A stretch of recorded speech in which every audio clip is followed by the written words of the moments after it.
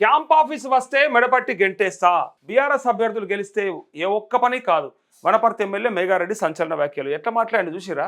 MLA Megha Reddy మాట్లాడినటువంటి మాటలు వింటారా ఒకసారి? ఇగో, మెడబట్టి గెంటేస్తారట, మామూలుగా కూడా కాదు.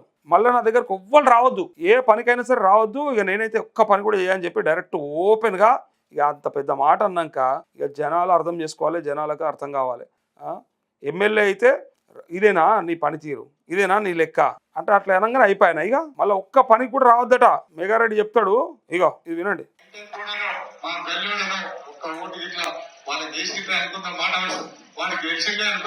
అది మనం డోర్ చేసినట్లే.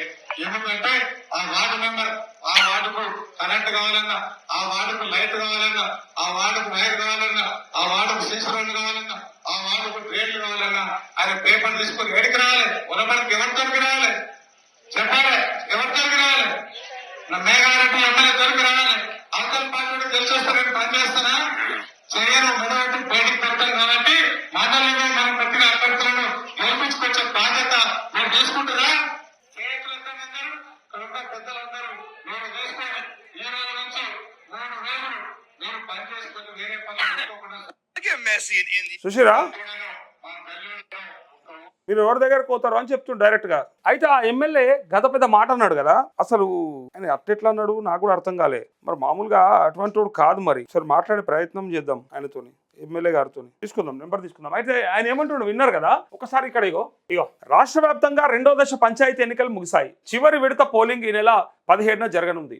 ఈ క్రమంలోనే ఆదివారం మహబూబ్ నగర్ జిల్లా అడ్డాకులలో జరిగిన సర్పంచ్ ఎన్నికల ప్రచారంలో పాల్గొన్న వనపర్తి ఎమ్మెల్యే మేఘారెడ్డి సంచలన వ్యాఖ్యలు చేశారు. ఈ సందర్భంగా ఆయన మాట్లాడుతూ బీఆర్ఎస్ తరపున ఏ ఒక్క వార్డు మెంబర్ గెలిచినా అభివృద్ధి పనుల కోసం తన వద్దకే రావాల్సి ఉంటుందన్నారు. అలా అయితే ఒక్క పని జరగదని, ప్రజలంతా కాంగ్రెస్ అభ్యర్థికి ఓటు వేయాలని ఎమ్మెల్యే పిలుపునిచ్చారు. ఒకవేళ బీఆర్ఎస్ బలపరిచిన అభ్యర్థులను గెలిపిస్తే వారిని తన క్యాంపు కార్యాలయంలోకి రాకుండా మెడబట్టి బయట గెంటేస్తానని సంచలన వ్యాఖ్యలు చేశారు. ఆయన చేసిన వ్యాఖ్యలు జిల్లా వ్యాప్తంగా హాట్ టాపిక్ గా మారాయి. బాధ్యతాయుతమైన ఎమ్మెల్యే పదవిలో ఉండి పార్టీలకు అతీతంగా ప్రజాసేవకు అంకితం కావాల్సిన ఎమ్మెల్యే బ్లాక్ మెయిల్ చేస్తున్నారని పలువురు కామెంట్ చేస్తున్నారు అంటూ చాలా మంది కామెంట్ చేస్తున్నారు. అట్లా అంటాడా ఎమ్మెల్యే, అంత పెద్ద మాట అంటాడా అని అంటా ఉన్నారు. ఒకసారి మాట్లాడొచ్చే ప్రయత్నం చేద్దాం. అంటే వేరే పార్టీలో గెలిస్తే ఇవ్వడా, ఫండ్స్ రావా? ఎమ్మెల్యే గారు కాల్ చేద్దాం.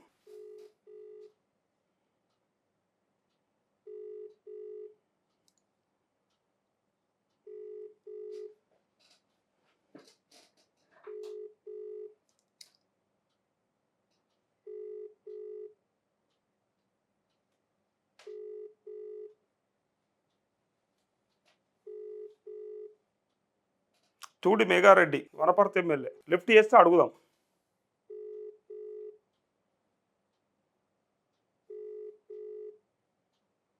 ఎందుకోసం ఆ మాట అన్నాడు? మరి బీఆర్ఎస్ వాళ్ళు వేరే వాళ్ళు గెలిస్తే ఇవ్వడా?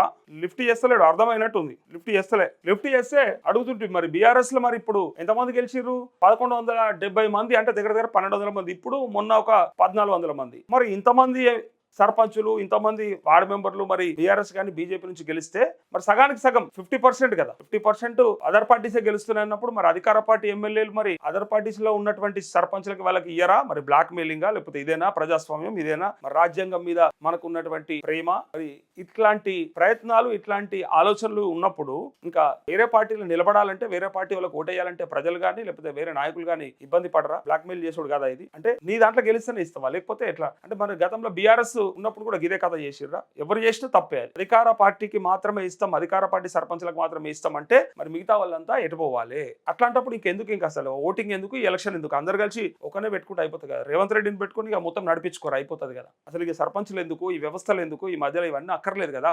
డైరెక్ట్ ఆయన పెట్టుకొని ఆయనతో నడిపిస్తే అయిపోతుంది కదా. ఇంకేమన్నాడు చూసిరు కదా, బాధ్యతాయుతమైన ఎమ్మెల్యే పదవిలో ఉండి పార్టీలకు అతీతంగా ప్రజాసేవకు అంకితం కావాల్సిన ఎమ్మెల్యే బ్లాక్ మెయిల్ చేస్తున్నారని పలువురు కామెంట్ చేస్తున్నారంటూ ఆయన డైరెక్ట్ అన్నమాట విన్నారు కదా మీరు. ఇందాక నేను వినిపించిన కదా.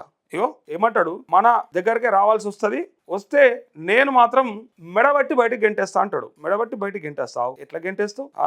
ఇదంతా కూడా రేవంత్ రెడ్డి చేస్తున్నటువంటి కథలు ఇవన్నీ కూడా. రేవంత్ రెడ్డి నేర్పించింది ఇట్లాంటివన్నీ కూడా అందరికి. రేవంత్ రెడ్డి స్టైల్ ఇదంతా, మాట తీరు మహబూబ్నగర్ కదా, ఇక ఆయన నేర్పించిండు అట్లా. మీరు ఎవరైనా సరే ఏమన్నా అనొచ్చు, నేను చూసుకుంటా, అధికార పార్టీ అయితేనే ఇస్తారా లేకపోతే ఇయ్యరా అని ఇలా ప్రజలు అంటా ఉన్నారు. తమాషా అలా అంటున్నారు. ఇక ఏమన్నాడు చూడండి ఆయన డైరెక్ట్ గా. అది మనం డోర్ చేసినట్లే. ఎందుకంటే ఆ వార్డు మెంబర్ ఆ వార్డుకు కరెంట్ కావాలన్నా, ఆ వార్డుకు లైట్ కావాలన్నా, ఆ వార్డుకు వైర్ కావాలన్నా, ఆ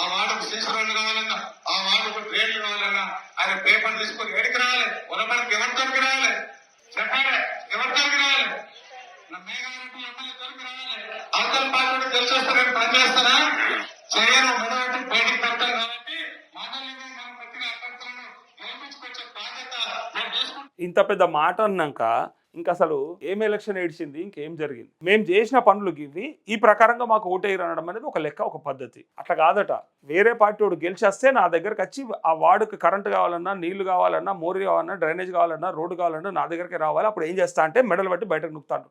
మిమ్మల్ని మెడలు బట్టి నూకేదాకా చూసుకోకూరికి అంతే. ఎందుకంటే మొదటిసారి గెలిచినంత మాత్రాన ఇంత అత్యుత్సాహం పనికిరాదని ఇలా వనపర్తి నియోజకవర్గ ప్రజలు అంటా ఉన్నారు. ప్రజలు అందరూ దొరకబట్టి మెడలు బట్టి నూకేసేదాకా చూసుకోకూర్రి. ఇట్లాంటి పిచ్చి మాటలతోని మీరు మాట్లాడాల్సింది, మీరు ఇచ్చిన వాగ్దానాల్లో మీరు చేసిన ఏంటి, కంప్లీట్ అయిన ఎంత, దానివల్ల ప్రజలకు ఏం మురిగింది, మీరు ఎంతవరకు కంప్లీట్ చేయించారు, రుణమాఫీ కానీ, లేకపోతే రైతు బంధు కానీ, లేకపోతే ఇంకా రకరకాలే కానీ 6 గ్యారెంటీలు, అట్లాంటి వాటి గురించి మాట్లాడి ఓట్లాడుకోవాలి. కానీ అది వదిలేసి వేరేటోడు గెలిస్తే మాత్రం నా దగ్గరకు వస్తే వాడిని మెడలు బట్టి నూకుతా, ఎవరైనా సరే నా దగ్గరికి రావాలని చెప్పడం అనేది ఎంత నియంతృత్వమో లేకపోతే ఎంత నియంత పరిపాలనో ఒకసారి చూడండి. ఒక ఎమ్మెల్యేగా ఆయన స్థాయిని మర్చిపోయి, అరే నేను అందరికీ సంబంధించినటువంటి వ్యక్తిని అంటే ఓట్లు వేసినోడే నీకు ప్రజల, ఓట్లు వేయనోడు మరి అది కూడా చెప్పురు, మరి అట్లా కూడా పెట్టురు. మరి ఓట్లు వేసిన వాళ్ళకే మేము పథకాలు ఇస్తాం, ఓట్లు వేసిన వాళ్ళకే రైతు బంధు ఇస్తాం, ఓట్లు వేసిన వాళ్ళకే మేము కాంగ్రెస్ నుంచి ఇస్తాం అని చెప్పుర్రి. ఓట్లు లేని వాళ్ళు మీకు సంబంధం లేనట్టే మాట్లాడుతున్నారు కదా, అదే చెప్పండి మరి.